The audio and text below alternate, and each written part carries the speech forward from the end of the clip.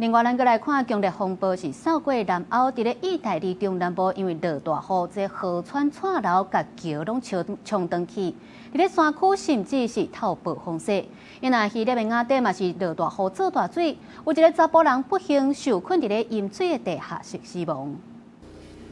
大雨過了，街仔路全塗霾。希臘雅典東北部的馬克里拜是做大水，那真濟搭路崩去，大水閣較甲路邊的車輛沖走。一個55歲查某人淹水的時，佇咧厝裡的地下室走無出來，落尾互大水沖去車底，救援人員找到的時已經死亡。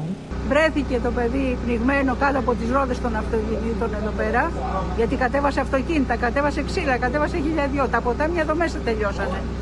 Πλημμύρισε το σπίτι μου, έχω πάθει μεγάλη ζημιά.